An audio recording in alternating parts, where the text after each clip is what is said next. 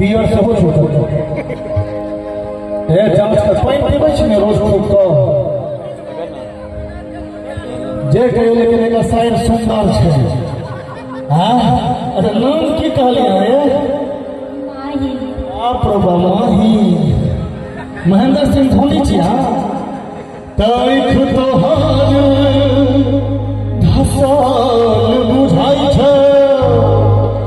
आके सक फिता भुइया में लड़ाई छ अतकरा संग लड़लो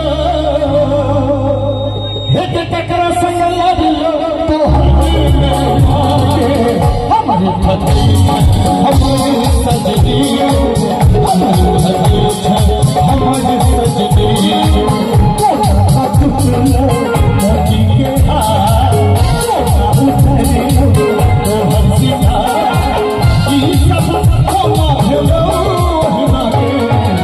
हम